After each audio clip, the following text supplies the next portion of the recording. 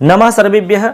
आप सबका हमारे YouTube चैनल लखनमाली में बहुत बहुत स्वागत दोस्तों। जैसा कि दोस्तों हम जानते हैं कि इस चैनल के माध्यम से हम आपको कंप्लीट जानकारी देते हैं संस्कृत विषय की, और साथ साथ में साइकोलॉजी का विषय भी आपको हम यहां पर कंप्लीट करवाते हैं। चाहे आप कंपटीशन की तैयारी कर रहे हैं, चाहे आप स्कूल स्तर की तैयारी कर रहे हैं, चाहे आप कॉलेज में पढ़ रहे हैं दोस्तों। आज हम 12वीं क्लास का 6वां पार्ट स्टार्ट करने वाले हैं दोस्तों। पार्ट का नाम है, जैसे कि आप स्क्रीन पर देख रहे हैं, तो दोस्तों जैसे कि आप स्क्रीन पर देख रहे हैं, षष्ठ है पाठ है। पाठ का नाम है आपका सूक्ति सुधा। ये जो हमारा सूक्ति सुधा पाठ है, इस पाठ के अंदर हम आपको सारी जानकारी देंगे। इसके अंदर दोस्तों टोटल आपके 12 श्लोक हैं, और इसमें जो हमारी प्रसिद्ध संस्कृत साहित्य है, उनके अंदर जो हमारे प्रसिद्ध महाकवि हैं, उनकी कुछ रचनाओं से यहां पर कुछ श्लोकों को संकलित किया गया है, कुछ सूक्तियों को यहां पर संकलित किया गया है दोस्तों। इन श्लोकों के माध्यम से आपके जीवन की बहुत ही बेहद उपयोगी बातें आपको यहां पर बताई जाएंगी। पाठ का नाम है सूक्ति सुधा। ये सूक्ति सुधा जो पाठ है दोस्तों, इसमें दो शब्द हैं, सूक्ति और सुधा। सूक्ति का अर्थ होता है, आप जानते हैं, अच्छा वचन या सुंदर वचन हम कह सकते हैं। इसके अलावा दूसरा शब्द है आपका सुधा। दोस्तों सुधा का अर्थ होता है अमृत, ठीक है। तो यहां पर हो गया यानी कि सुंदर वचन रूपी अमृत, ठीक है। सुंदर वचन रूपी अमृत इसका आपका अर्थ हो जाता है। तो इसके अंदर आपके सुंदर सुंदर श्लोकों को चयन किया गया है। इसमें टोटल आपके 12 श्लोक हैं, जो प्रसिद्ध महाकवि हैं उनकी रचनाओं से यहां पर संकलित किया गया है दोस्तों। तो चलिए आज का हमारा ये 6वां पाठ स्टार्ट होता है दोस्तों। षष्ठ है पाठ है आपका, स्टार्ट कर रहे हैं हम। इससे पहले हमने जो भी पाठ पढ़ाए हैं दोस्तों, बहुत ही अच्छे तरीका से, बहुत सरल तरीका से हमने आपको बताए हैं। जिन्होंने नहीं देखे हैं दोस्तों, जरूर देखो। एक एक चीज को वहां पर हमने अच्छे से समझाया है दोस्तों। आप चाहे कोई भी पाठ पढ़ के देख सकते हैं। और बहुत जल्द दोस्तों आपको हम ग्रामर की क्लास भी स्टार्ट करने वाले हैं, और उसके बाद में आपको हम पीडीएफ नोट्स भी आपको उपलब्ध करवा देंगे, जिसके अंदर QR कोड भी आपको मिलेगा, जिसको स्कैन करके आप उसकी वीडियो भी चला सकते हो। और वीडियो नहीं चलाना चाहते हैं तो आप PDF नोट्स भी पढ़ सकते हैं, उसमें से आप समझ सकते हैं। यदि आपको समझने में प्रॉब्लम आती है तो उस QR कोड को स्कैन करें और फटाफट आपके सामने वीडियो चलेगा, उस वीडियो में सारी समाधान आपके हो जाएंगे दोस्तों। तो ये आज का हमारा एक टॉपिक है, षष्ठ है पाठ। तो चलिए दोस्तों स्टार्ट करते हैं। सूक्ति सुधा पाठ बहुत ही सुंदर पाठ है, इसलिए पूरा पाठ अच्छे से सुनना, अच्छे से समझना। 12 श्लोक हैं, एक एक श्लोक को बहुत सुंदर तरीका से आपको बताया जाएगा। चलिए स्टार्ट करते हैं दोस्तों। तो चलिए बच्चों स्टार्ट करते हैं पाठ। जैसे कि आपको दिख रहा है यहाँ पर षष्ठ पाठ है, सूक्ति सुधा पाठ का नाम है। चलिए स्टार्ट करते हैं पाठ। संस्कृत साहित्य में सूक्तियों का समृद्ध भंडार है, ठीक है। जैसा कि हम जानते हैं, संस्कृत साहित्य में सूक्तियों का बहुत बड़ा भंडार है, बहुत ज़्यादा सूक्तियाँ आपको मिलेंगी। हर श्लोक के अंदर आपको अच्छी बातें मिलती हैं, सुंदर बातें मिलती हैं, और जो सुंदर बातें होती हैं, अच्छी बातें होती हैं, वो सब सूक्ति होती है एक तरीका से, ठीक है। सुधन उक्ति है तो सुउक्ति होती है, अब तो अच्छी जो उक्ति होती है, सुंदर वचन जो होते हैं वही सूक्ति होती है। आगे लिखा है यहाँ, सूक्ति का अर्थ सुंदर वचन है। तो सूक्ति यानी क्या होता है बच्चों? सुंदर वचन, ठीक है। सुधा का यहाँ अर्थ जो है अमृत है, इसलिए सूक्ति सुधा का जो अर्थ हुआ वो हुआ सुंदर वचन रूपी अमृत।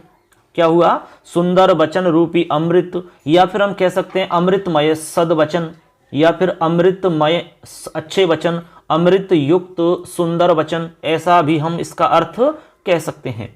आगे कह रहे हैं, इस पाठ में पंडित राज जगन्नाथ, महाकवि माघ, भारवी जैसे प्रसिद्ध नाटककार, भवभूति तथा महाकवि भर्तृहरि की सूक्तियां संकलित हैं, ठीक है। जो मुख्य यानी कि जो हमारे प्रसिद्ध महाकवि हैं, उनकी प्रसिद्ध रचनाओं से यहाँ पर कुछ सुंदर सुंदर जो उक्तियां हैं यानी कि सूक्तियां हैं, उनको यहाँ पर इकट्ठा किया गया है।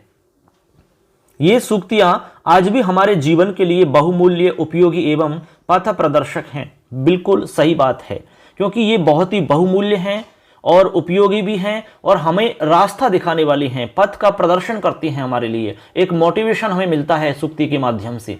ऐसी बहुत सारी तमाम सारी सूक्तियां आपको हम बता सकते हैं दोस्तों। अभी हम इसमें पाठ स्टार्ट करेंगे तो आपको इसमें भी पता लग जाएगा कि हर लाइन में अपने जीवन का सारांश छुपा हुआ है। अभी स्टार्ट करेंगे तब आप देखना, बहुत ही अच्छा आपको लगेगा। आपके साथ, आपकी पढ़ाई के साथ साथ में आपके जीवन की पढ़ाई भी यहाँ पर स्टार्ट होती रहेगी दोस्तों। कह रहे हैं आगे कि विभिन्न विषयों से संबद्ध सूक्तियां निश्चित रूप से छात्रों के लिए उपयोगी सिद्ध होंगी। निश्चित रूप से उपयोगी होंगी दोस्तों। जैसे आपने बहुत सारी सूक्तियां पढ़ रखी होंगी और बहुत सारी सूक्तियां आपको याद भी होंगी, जैसे जननी जन्म भूमिश्च स्वर्गादपि गरीयसी, ऐसी तमाम सारी सूक्तियां हैं दोस्तों, जहां पर एक कोई ना कोई संदेश जरूर छुपा हुआ होता है।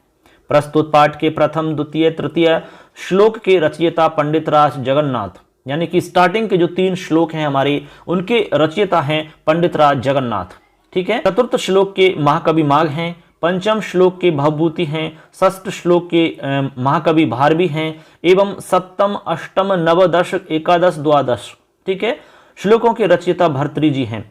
तो ऐसे करके सभी श्लोकों के रचयिताओं के बारे में बता दिया। स्टार्टिंग के 3 जो श्लोक हैं वो पंडित राज जगन्नाथ जी ने लिखे हैं। इसके अलावा चौथा आपका जो श्लोक है वो महाकवि माघ का है, 5वां श्लोक भवभूति जी का है और 6वां श्लोक आपका महाकवि भारवी जी का है।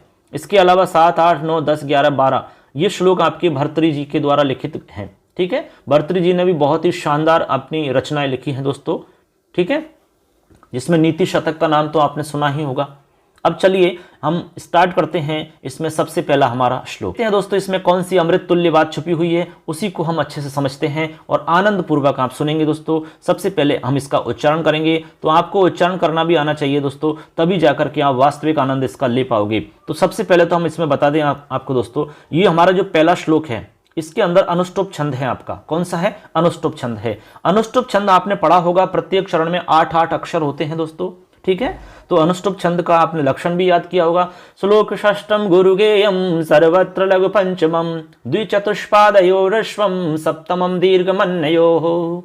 इस प्रकार इसका लक्षण होता है। अब इसको भी हम बोलकर बताएंगे। सबसे पहले उच्चारण करते हैं, कैसे बोलेंगे देखिए। अस्ति यद्यपि सर्वत्र नीरम नीरजराजितम रमते नैमरालस्य मानसम मानसं विना। बहुत ही सुंदर है। देखो एक बार और बोलते हैं। अस्ति यद्यपि सर्वत्र नीरम नीरजराजितम रमते नैमरालस्य मानसम मानसं विना। बहुत सुंदर, कितनी सुंदर बात इसमें बताई गई है दोस्तों। बहुत ही अच्छी बात है, यहाँ पर जीवन का बहुत बड़ा सारांश छुपा हुआ है। कैसे? चलिए, तो ये तो हमारा उच्चारण हो गया। अस्ति यद्यपि सर्वत्र नीरम नीरज राजितम रमते न मरालस्य मानसम मानसम विना। ठीक है, 2 शब्द हैं, मानसम मानसम विना। अब देखो ये हमारा उच्चारण हो जाता है। अब इसमें हम देख लेते हैं, यदि कहीं पर विच्छेद हो रहा हो तो हम विच्छेद भी करके दिखा देंगे आपको, जिससे कि आपको कोई दिक्कत नहीं हो। अस्ति यहाँ कोई आवश्यकता नहीं है। यद्यपि, यद्यपि शब्द आप जानते होंगे, यदि धन अपि है दोस्तों। यदि धन अपि यानी यदि में अपि को जोड़ते हैं तो यहां पर हमारी यण संधि हो जाती है। इको यणचि सूत्र से यण संधि होकर के हमारा यद्यपि शब्द बन जाता है। ठीक, सर्वत्र आप जानते ही हैं, नीरम आप जानते हैं, नीरज भी जानते होंगे, राजितम जानते हैं। अलग अलग करने की आवश्यकता नहीं है। ठीक, अर्थ हम अलग से बताएंगे। रमते यूं की तो ही रहेगा, ने एक ही है, मरालस्य ठीक है यूं की तो ही है, मानसम मानसम यूं की तो ही है, विना यूं की तो ही है। केवल एक ही जगह है यद्यपि शब्द, यहां पर हम संधि विच्छेद करके हमने आपको बता दिया है। बाकी शब्दों को सिंपल आपको जैसे हैं वैसे ही समझना है। अब चलो मैं इनके अर्थ बता देता हूं, जिससे कि आपको दिक्कत नहीं आएगी। चलिए देखो, सबसे पहले हमारा शब्द लिख रहा है अस्थि। दोस्तों अस्थि का जो अर्थ होता है, चलो एक एक को मैं अलग से अंडरलाइन करके दिखाऊंगा। अस्थि सबसे पहले लिख रहा है अस्थि। अस्थि का मतलब होता है, क्या होता है? अस्थि। अस्थि यानी है होता है, अस्थि स्था संति ऐसे रूप चलता है इसका। ठीक है, तो अस्थि यानी क्या होता है बच्चों? है। उसके बाद में लिख रहा है यद्यपि। यद्यपि यानी यद्यपि होता है, समझ रहे हैं आप? यद्यपि कहते हैं ना कि यद्यपि ऐसा है, तो यद्यपि यानी यद्यपि होता है। सर्वत्र का मतलब होता है सब जगह, सर्वत्र यानी सब जगह पर, समझ गए बात को? सब सर्वत्र। उसके बाद में नीरम। नीरम यानी जानते होंगे आप, नीरम का मतलब होता है जल या पानी। ठीक है, नीरम यानी जल या पानी होता है बच्चों। उसके बाद में नीरज है, तो नीरज का मतलब भी जानते होंगे, नीरज का मतलब होता है कमल। क्या होता है? कमल। और राजितम यानी कि विराजितम या फिर सुशोभित होना, तो राजितम यानी सुशोभित होना और नीरज यानी कमल होता है, क्योंकि जो नीर से जन्म लेता है उसे हम नीरज कहते हैं। ऐसे आप समझ सकते हैं। जो पंख से जन्म लेता है, पंख यानी कीचड़, उसे हम पंकज कहते हैं। समझ गए बात को? तो नीर से उत्पन्न है, ज उत्पन्न होना होता है, ज किससे? जय यानी नीर से उत्पन्न है, तो इसलिए नीरज कहते हैं। राजितम का अर्थ आपने समझ लिया, सुशोभित होना, अच्छा लगना। ठीक, ऐसे आगे देखते हैं। आगे लिख रहा है रमते। तो रमते का अर्थ क्या हुआ बच्चों? रमते का अर्थ होता है अच्छा लगना। ठीक है, रमन करना। आगे है ने, ने यानी नहीं। फिर आगे है मरालस्य। अब यहां पर मराल शब्द है, मराल। मराल का मतलब होता है बच्चों हंस। मराल यानी हंस होता है, तो यहां पर षष्ठी का रूप है रामस्य की तरह, तो अर्थ हो जाएगा हंस का। क्या अर्थ होगा? हंस का। ठीक, मानसम। अब यहां पर मानसम मानसम 2 बार आया है, तो मानसम जो पहला है यहां पर एक मानसम का अर्थ हो जाएगा मन, मानसम यानी मन होता है, और दूसरा मानसम है आपका, इसका अर्थ होता है मानसरोवर, और विना यानी बिना होता है, तो मानसरोवर के बिना, ऐसा अर्थ निकलेगा यहां पर बच्चों। तो सभी शब्दों के अर्थ समझ गए आप, कोई दिक्कत नहीं है इसमें। अब हम इसका अन्वय बता देते हैं जिससे कि अच्छे से अर्थ समझ में आ जाएगा। ठीक है, चलो अन्वय बता रहा हूं मैं इसको, आपको इसी के अंदर बता रहा हूं क्या सबसे पहले लिखना होगा, वैसे ज़्यादा कठिन नहीं है। देखो यहां से स्टार्ट होगा अन्वय, यद्यपि सर्वत्र नीरज राजितम, यद्यपि सर्वत्र नीरज राजितम अस्ति, अस्ति आ जाएगा। उसके बाद में आपको लिखना होगा यहाँ के बाद में, इसके बाद में लिखना होगा मरालस्य मानसम, मानसम विना न रमते, और रमते लास्ट में आ जाएगा। तो ये अन्वय हो गया। एक साथ पूरे को बोल के दिखा रहा हूं मैं आपको, यद्यपि सर्वत्र नीरज राजितम नीरमस्ति, मरालस्य मानसम, मानसम विना न रमते। ये हमारा अन्वय हो गया बच्चों। अब देखो अन्वय के बाद में मैं इसका अर्थ बता रहा हूं आपको। ठीक है, चलिए तो सबसे पहले तो मैं आपको बता दूं दोस्तों, ये जो हमारा श्लोक है, यह श्लोक पंडित राज जगन्नाथ जी के द्वारा रचित है। यहां पर पंडित राज जी हंस के माध्यम से मानव को उपदेश देते हैं कि सज्जन सत्संग में ही रमन करते हैं, मतलब जो सज्जन व्यक्ति होते हैं वो सत्संग में ही रहते हैं, या सत्संग में ही लगे रहते हैं, या सत्संग में ही रमन करते हैं दोस्तों। तो ये आपको स्पष्ट हो गई होगी बात। जो सज्जन लोग होते हैं, अच्छे लोग होते हैं, अच्छे विचारों के लोग होते हैं, वो क्या कहाँ रहते हैं? सत्संग में। सत्संग का मतलब होता है अच्छे लोगों के संग में। ठीक है, अच्छे लोगों के साथ में ही वो रहते हैं। कैसे? अर्थ को समझते हैं पूरे को। चलिए तो अर्थ इसका हम बता रहे हैं दोस्तों। कह रहे हैं कि यद्यपि सब जगह कमलों से सुशोभित जल है, फिर भी हंस का मन मानसरोवर के बिना नहीं लगता है, क्योंकि हंस केवल मानसरोवर में ही रहता है, उसी का जल उसे अच्छा लगता है। इसी प्रकार सज्जनों का मन अच्छी संगति में ही लगता है, वे सज्जन कुसंगति में लगे हुए दुष्टों से अलग रहते हैं, यही इसका आशय है। तो आप समझ गए होंगे दोस्तों, दोबारा समझ लो भले ही। कहते हैं इसका अर्थ, यद्यपि सब जगह पर कमलों से सुशोभित जल है, आप जानते हैं कि सब जगह जो जल है वो कमलों से सुशोभित है, फिर भी हंस का मन मानसरोवर के बिना नहीं लगता है। सब जगह जल मिल जाएगा, लेकिन जो हंस होता है उसका मन तो मानसरोवर के जल में ही लगता है, क्योंकि हंस केवल मानसरोवर में ही रहता है, उसी का जल उसे अच्छा लगता है, और जगह का जल उसे पसंद ही नहीं होता। क्यों? जिस प्रकार से सज्जनों का मन अच्छी संगति में ही लगता है, वे सज्जन लोग कुसंगति में लगे हुए दुष्ट लोग होते हैं ना, दुर्जन लोग, उनके साथ में रहना पसंद नहीं करते हैं, वो उन्हें अच्छे नहीं लगते हैं। इसका यही आशय है, यही इसका तात्पर्य है दोस्तों। तो आशा करते हैं ये बात आपको अच्छे से समझ में आ गई होगी। इसलिए अच्छे से दोस्तों इसको श्लोक को अच्छे से सुनना, और अच्छा लगे तो लाइक कमेंट जरूर करना दोस्तों, और हमारे चैनल को सब्सक्राइब कर लो, क्योंकि इसमें सारा कुछ मैटर आपको मिलने वाला है दोस्तों। और बहुत जल्द आपको नोट्स भी मिलेंगे पीडीएफ में, सारे आपके ग्रामर के नोट्स आपको हम बना रहे हैं, तैयार कर रहे हैं, बहुत जल्द आपको मिल जाएंगे दोस्तों। तो चैनल को सब्सक्राइब करो और सभी दोस्तों को शेयर कर दो दोस्तों। चलिए दूसरा श्लोक समझते हैं। चलिए दोस्तों अगला श्लोक है हमारा श्लोक नंबर 2।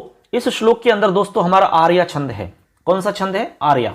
ठीक है, आर्या आप जानते ही हैं, यस्यापादे प्रथमे द्वादश मात्रास तथा तृतीयेपि अष्टादश द्वितीय चतुर्थके पंचदश सार्या, ये हमारा आर्या का लक्षण है। चलिए अब इसको हम देखते हैं। सबसे पहले उच्चारण करेंगे इसका। लिखा हुआ है, नीरक्षीर विवेके हंसालस्यम त्वमेव तनुषे चेत, विश्वस्मिन्नधुनान्यः कुलव्रतम पालयिष्यति कहे। ठीक है, अब देखो कैसे इसमें हम एक एक शब्द को बता रहे हैं, बोल के चलो देखो। नीरक्षीर विवेके हंसालस्यम त्वमेव तनुषे चेत, विश्वस्मिन्नधुनान्यः कुलव्रतम पालयिष्यति कहे। ठीक है, ये उच्चारण हो गया हमारा। अब उच्चारण के बाद में हम इसके जो शब्द हैं उनका विच्छेद करके बताते हैं आपको, जिससे कि आपको तकलीफ नहीं होगी, कोई दिक्कत नहीं आएगी। संस्कृत को बहुत सरल तरीका से हम आप तक पहुंचाने का पूरा प्रयास कर रहे हैं दोस्तों, पूरी कोशिश है हमारी, इसलिए आप भी कोशिश करें, निश्चित रूप से आप समझ जाओगे।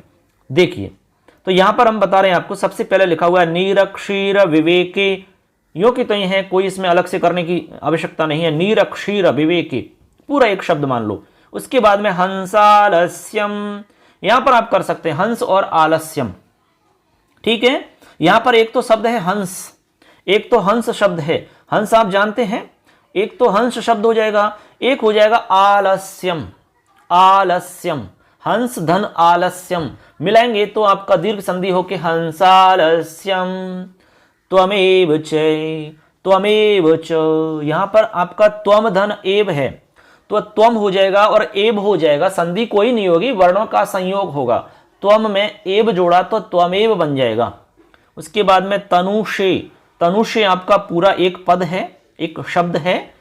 उसके बाद में चेत, यूं की तो ही है, इसमें कोई आपको छेड़खानी नहीं करनी है, ठीक है। उसके बाद में है, यहां पर आपको विच्छेद करने होंगे। तो आगे देखो दोस्तों, अगली लाइन में हम यहां पर विच्छेद करेंगे विश्वस्मिन, फिर अधुना, ठीक है। उसके बाद में अन्य है। यहां पर आपके 3 शब्द छुपे हुए हैं। पहला शब्द है विश्वस्मिन, यानी विश्वस्मिन का मतलब विश्व में, विश्वस्मिन। उसके बाद में अधुना, उसके बाद में अन्य है। आप संधि कर दोगे यहां पर तो आपका रूप बन जाएगा विश्वस्मिन अधुनान्य है, ठीक है। विश्वस्मिन अधुनान्य है, यानी विश्वस्मिन अधुना और अन्य है, समझ गए। ऐसे हमारा शब्द बन जाता है ये। अब देखो आगे देखते हैं कुलव्रतम, तो कुलव्रतम यूं की तो ही है। उसके बाद में पालयिष्यति ऐसे ही है, और इसके बाद में कै है ऐसे ही है। ये तो हो गया हमारा शब्दों का विच्छेद, अलग अलग हमने विच्छेद करके दिखाया, जहां पर आवश्यकता थी वहां विच्छेद किया। अब इसके जो अर्थ हैं उनको समझते हैं, एक एक शब्द के अर्थ को हम आपको बताते हैं। चलिए, सबसे पहला हमारा शब्द है, देखिए दोस्तों, चलिए दोस्तों, अब हम इनके एक एक शब्द को जान लेते हैं कि क्या इनका अर्थ है। सबसे पहला शब्द है नीर क्षीर विवेके। तो नीर भी जानते हो और क्षीर भी जानते हो। नीर का मतलब जल होता है, क्षीर का मतलब दूध होता है, ठीक। और विवेक का आप जानते हो, विवेक मतलब हो गया इसका जल और दूध को अलग करने में, समझ गए बात को, जल और दूध को अलग करने में, ये नीर क्षीर विवेके का अर्थ है दोस्तों, समझ गए। चलिए आगे लिख रहा है आपका हंसालस्यम, क्या लिखा हुआ है, हंसालस्यम। तो हंस का मतलब हंस होता है, एक तो है हंस शब्द, हंस यानी हंस, और आलस्यम का मतलब होता है आलस्य को।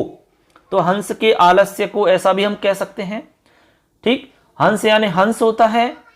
उसके बाद में आलस्यम है, तो आलस्यम का अर्थ होता है आलस्य को। उसके बाद में त्वमेव, त्वमेव का मतलब तुम ही, त्वमेव बंधुश्च सखा त्वमेव, सुना होगा आपने ये। तो त्वमेव यानी तुम ही, ठीक। उसके बाद में है तनुषे, तनुषे इसका अर्थ होता है विस्तृत कर रहे हो, यानी उसको बढ़ा रहे हो, बड़ा कर रहे हो, उसको विस्तार कर रहे हो, तनुषे का अर्थ है ये। उसके बाद में है चेत, ठीक। चेत का मतलब यहां पर हे, चेत, हंस चेत, हे हंस ऐसा है चेत, ठीक है। यहां पर है चेत का मतलब हे हम कह सकते हैं, हंस यानी हंस, हे हंस ऐसा अर्थ हम निकाल सकते हैं, ठीक है। आगे लिखा हुआ है विश्वस्मिन, विश्वस्मिन का मतलब होता है इस संसार में, विश्वस्मिन इस संसार में। फिर लिखा हुआ है अधुना, अधुना यानी इस समय। फिर लिखा हुआ है अन्य है, 3 शब्द बताए थे हमने। अन्य का मतलब होता है अन्य, ठीक है, अन्य है यानी अन्य। कुलव्रतम, कुलव्रतम का अर्थ होता है आपका कुल के नियम की, कुलव्रतम यानी कुल का नियम। व्रत का मतलब नियम होता है, जब आप व्रत करते हो, उपवास करते हो तो कुछ नियम होते हैं ना उसके। तो कुलव्रतम का मतलब हो गया आपका कुल का नियम। तो कुल के नियम को पालयिष्यति, पालना करना होता है, लेकिन यहां पर आपका रूप है भविष्य काल का, तो हो जाएगा रक्षा करेगा या पालन करेगा, रक्षा करेगा। कह यानी कौन, कह यानी कौन हो गया। तो ऐसे करके बच्चों हमने सभी शब्दों के अर्थ आपको समझा दिए। आशा करते हैं आप सभी शब्दों के अर्थ समझ चुके होंगे। अब चलते हैं, इसका मैं अन्वय बताता हूं, उसके बाद में पूरे श्लोक का अर्थ समझाता हूं। तो चलिए इसी के अंदर मैं आपको अन्वय बता रहा हूं। चलिए, सबसे पहले आप अन्वय स्टार्ट करेंगे हंस से, यहां से लिखेंगे हंस, ठीक है। हंस चेत यानी हे हंस, त्वम एव, यहां लिखेंगे त्वम एव नीरक्षीर विवेके, त्वम एव नीरक्षीर विवेके आलस्यम तनुषे, आलस्यम तनुषे। उसके बाद में लिखेंगे विश्वस्मिन अधुना अन्यः, यूं कि तो लिख देंगे पूरा शब्द, विश्वस्मिन अधुना अन्यः, फिर लिखेंगे कै है कुलव्रतम पालयिष्यति। बहुत ही सरल है, पूरे को एक साथ बोल के बता रहा हूं। हंस चेत त्वम एव नीरक्षीर विवेके आलस्यम तनुषे, विश्वस्मिन अधुना अन्यः कह कुलव्रतम पालयिष्यति। बहुत सुंदर बात है। अब चलो अर्थ समझते हैं इसका। इस श्लोक में कवि हंस के माध्यम से मानव को शिक्षा देता है कि न्यायकर्ता ही न्याय करता है। जब वह ही विलंब करे अर्थात देरी करे तो फिर न्याय कहां से मिलेगा, अर्थात न्याय कौन करेगा, ऐसा यहां पर कहा जा रहा है। चलिए पूरे श्लोक का अर्थ समझते हैं। इस श्लोक में पंडित राज जगन्नाथ जी के द्वारा कहा जाता है और लिखा जा रहा है कि हे हंस, यदि तुम ही जल और दूध को अलग करने में आलस्य को बढ़ा रहे हो, विस्तृत कर रहे हो, तो इस संसार में इस समय अन्य कौन इस कुल के नियम की रक्षा करेगा, अर्थात कोई भी अपने कुल व्रत का पालन नहीं करेगा।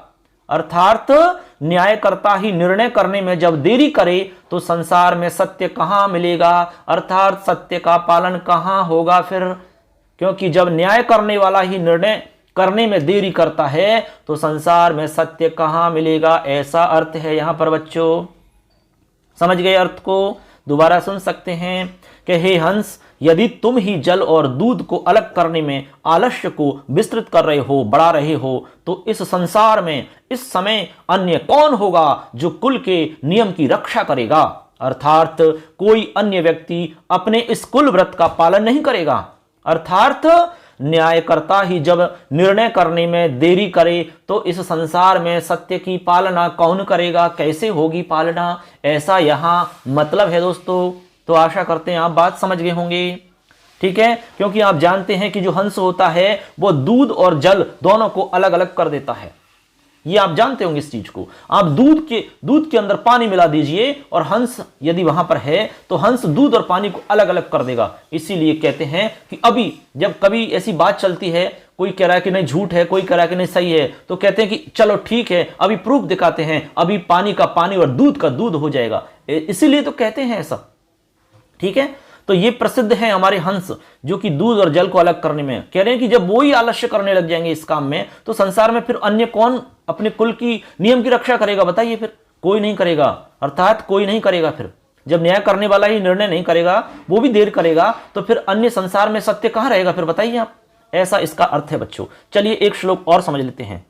अगला तीसरा श्लोक है हमारा, देखिए दोस्तों, बहुत ही सुंदर श्लोक है हमारी। हमने कहा ना सूक्ति है ये, तो बहुत ही सुंदर सुंदर बात आपको मिलेंगी इसमें, इसलिए तो नाम है इसका अमृत तुल्य सदवचन। अच्छे वचन मिलेंगे आपको अमृत के समान।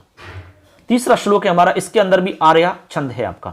देखिए तीसरे श्लोक में भी आर्या छंद है। आर्या छंद हमने आपको बताया था अभी अभी, ठीक है, बोल के बताया था आपको। सबसे पहले उच्चारण करते हैं, तावत कोकिल विरसान यापय दिवसान वनांतरे निवसन यावन मिलदली मालह कोपी रसालह समुल्लसती। देखिए अभी हमने उच्चारण करके बताया, तरह से बोलते हैं इसको आर्या को।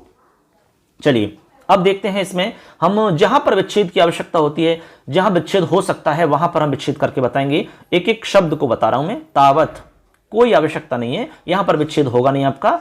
आगे चलते हैं, कोकिल, कोकिल में भी आपका विच्छेद नहीं हो रहा है। विरसान, विरसान यों की तो ही है, यापय यों की तो ही है, दिवसान यों की तो ही है, वनांतरे यहां पर आप कर सकते हैं, लेकिन वैसे ज्यादा आवश्यकता नहीं है।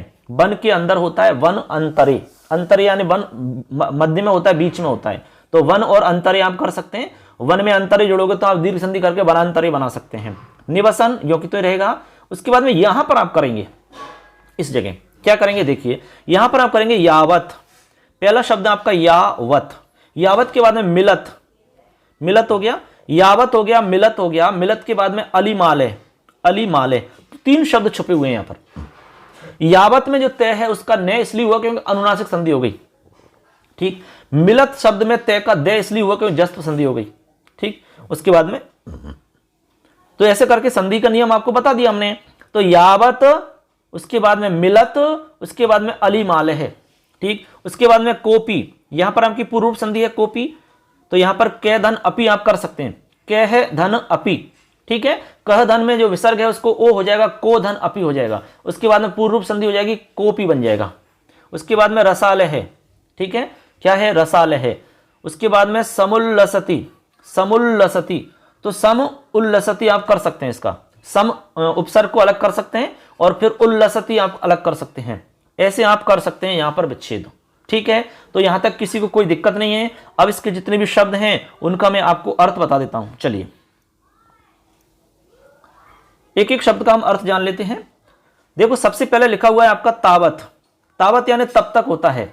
जैसे आपने पढ़ा होगा तावत यावत, यावत यानी जब तक और तावत यानी तब तक, तो तावत यानी तब तक हो जाएगा, ठीक है ना। चलिए इसके बाद में लिख रहा है कोकिल, कोकिल यानी कोयल होता है, हे कोयल, कोयल आप जानते होंगे। चलो बच्चों अगला शब्द है हमारा विरसान, विरसान का मतलब होता है रस रहित यानी रस के बिना, रस, ठीक है, विरसान। तो विरसान का मतलब हो गया रस के रहित, जिसमें रस नहीं हो। चलिए अगला शब्द है यापय, तो यापय का अर्थ होता है व्यतीत करो या बिताओ। उसके बाद में दिवसान, दिवसान का अर्थ क्या होता है, दिवस तो आप जानते ही हैं, दिवसान दिवस यानी दिन होता है, दिवसान का मतलब दिनों को, ठीक है, दिनों को। उसके बाद में है वनांतरे, वनांतरे का मतलब होता है वन के अंदर। उसके बाद में निवसन का मतलब होता है रहते हुए, निवास करते हुए, ठीक। उसके बाद में यहां देखो यावत, तो हमने आपसे कहा कि तावत यानी तब तक और यावत यानी जब तक, तो यावत यानी जब तक होता है, ठीक है। उसके बाद में आगे लिख रहा है इसमें मिलत, क्या लिखा हुआ है, मिलत, तो मिलत का मतलब होता है मिलता हुआ, मिलत यानी मिलता हुआ, ये सब। यावत के बाद में मिलत यानी मिलता हुआ। उसके बाद में अली माले है, तो अली माले का अर्थ होता है भौरों के समूह वाला, अली, अली यानी भौरा होता है आप जानते ही हैं, ठीक है। तो अली माले का अर्थ यहां पर है भौरों के समूह वाला, यानी जिस पर भौरों का समूह है, ऐसा आप समझ सकते हैं। कोपी यानी कोई भी। रसाले है, अब रसाले देखो, रसाले का अर्थ क्या होता है, रसाले का अर्थ होता है बच्चों आम का पेड़, बहुत ही सुंदर शब्द है, रसाले है, ठीक है। रसाले है यानी आम का पेड़ होता है, आम का पेड़ आप जानते हो, मैंगो ट्री। उसके बाद में समुल्लसती, समुल्लसती का अर्थ हो जाएगा खिलता है, ठीक है, समुल्लसती यानी खिलता है। ये शब्द आपको याद होंगे तब जाके काम चलेगा बच्चों, इसलिए हम एक एक शब्द को बता रहे हैं, कोई भी शब्द हम छोड़ ही नहीं रहे इसमें, ठीक है। एक एक शब्द को, किसी भी शब्द को हमने नहीं छोड़ा, तो ये भी आपको समझना अच्छे से। अब देखो इसका अन्वय बताते हैं और अन्वय के बाद में फिर अर्थ बताते हैं आपको। तो देखो अन्वय इसका हो जाएगा, सबसे पहले आप लिखेंगे कोकिल, कोकिल के बाद में यावत, फिर लिखेंगे कै अपी यानी कोपी। उसके बाद में मिलत अली माल है, मिलत अली माल है, फिर रसाल है, फिर लिखेंगे समुल्लसती, फिर लिखेंगे तावत, वनांतरे, निवसन, फिर लिखेंगे विरसान, विरसान लिख दिया।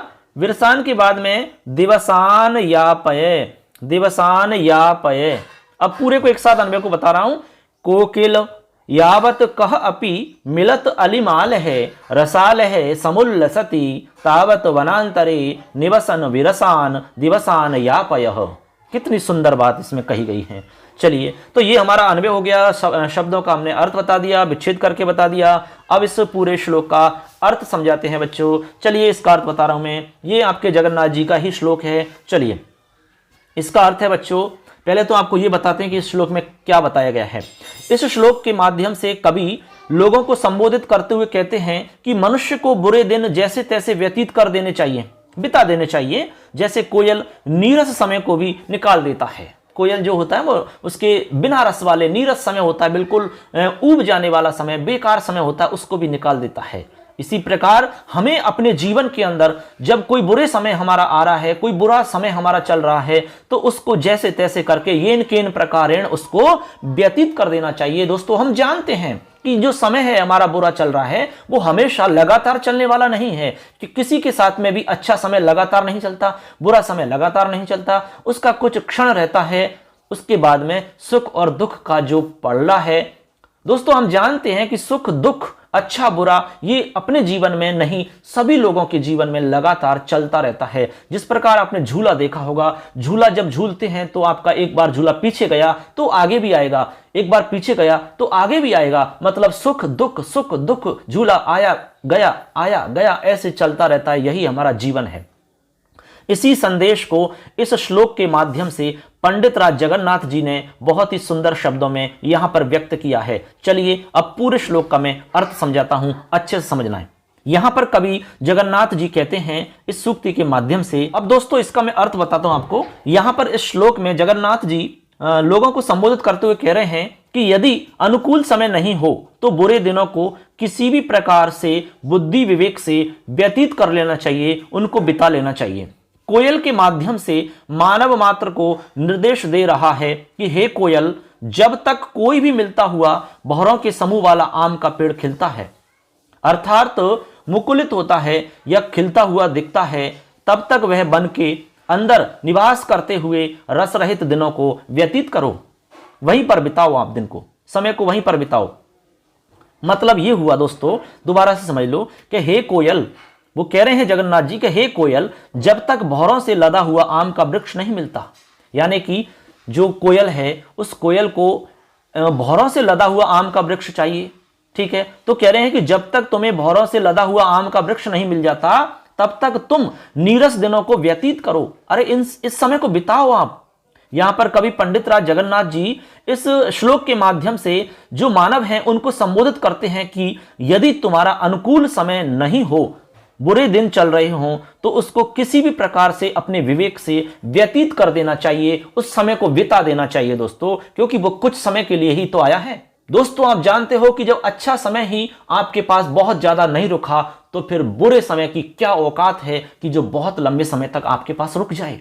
ऐसा संभव ही नहीं है दोस्तों। यहां पर केवल यही संदेश है कि जब हमारा समय बुरा चल रहा होता है तो उस बुरे समय को हमें किसी न किसी रूप से, किसी न किसी प्रकार से, येन केन प्रकारेण साम दाम दंड भेदेन, अपने विवेक के माध्यम से कैसे भी करके उसको बिता देना चाहिए, उसको व्यतीत कर देना चाहिए, हंसी खुशी से बिता देना चाहिए दोस्तों। क्योंकि दुख आया है तो वो तो निश्चित रूप से आया ही है, उसको स्वीकार करना होगा। इसलिए प्रसन्नता के साथ में, मस्ती के साथ में उसको आप काटते चले जाइए, बिताते चले जाइए। उसके बाद में आपका एक सुनहरा गोल्डन चांस आपके पास आएगा, एक बहुत अच्छा समय, फिर आपको एक अच्छा समय आपके पास आने वाला है दोस्तों। ऐसा आपको मानते हुए अपने समय को व्यतीत कर देना चाहिए दोस्तों। चाहे वो किसी भी क्षेत्र में हो सकता है, चाहे आप विद्यार्थी हैं, चाहे आप परिवार में रहने वाले हैं, समाज में रहने वाले हैं, चाहे आप कंपटीशन की तैयारी कर रहे हैं, कोई भी है। अच्छा समय सबके साथ आता है और बुरा समय भी सबके साथ आता है दोस्तों। तो ये था आज का हमारा एक अच्छा उपदेशात्मक हमारा ये पाठ था दोस्तों, सूक्ति सुधा पाठ। बहुत ही सुंदर सुंदर बातें, आपके जीवन का सारांश यहाँ पर मिलेगा दोस्तों। जीवन में आपको कैसे सफल होना है वो सब भी यहाँ पर आपको इसके माध्यम से बताया जाएगा साथ साथ में दोस्तों। तो आशा करते हैं ये श्लोक आपको अच्छे से समझ में आए होंगे और जो संदेश हम आप तक पहुंचाने वाले हैं, जो संदेश आपको पहुंचाना चाहते हैं, वो आप समझ गए होंगे, उसको आप अमल करेंगे, अपने व्यवहार में उतारेंगे दोस्तों। आशा करते हैं आप ऐसे ही पढ़ते रहेंगे, अच्छे से मेहनत करते रहेंगे दोस्तों। और हमारे चैनल को सब्सक्राइब कर लो, क्योंकि इस पर हम जब भी वीडियो डालते हैं तो उसकी जानकारी आपको मिलती रहेगी दोस्तों। इस चैनल के माध्यम से हम आपको संस्कृत को बहुत सरल तरीका से बताएंगे दोस्तों, अच्छे से समझ में आ जाएगा, कोई कभी भी दिक्कत आपको नहीं आएगी। चाहे आप कंपटीशन की तैयारी करो, कॉलेज में पढ़ो, कोई भी तैयारी करो, आप सब कुछ आपको मिलेगा, केवल यहीं पर एक ही जगह मिल जाएगा सब कुछ। तो धन्यवाद दोस्तों, आपने अच्छे से सुना, बहुत बहुत धन्यवाद आप सबका। ऐसे ही आप पढ़ते रहें, अच्छे से मेहनत करते रहें दोस्तों। फिर मिलेंगे अगली वीडियो में, तब तक के लिए अपना और अपनों का ध्यान रखें। जय हिंद, जय तु भारतम, जय तु संस्कृतम। धन्यवाद।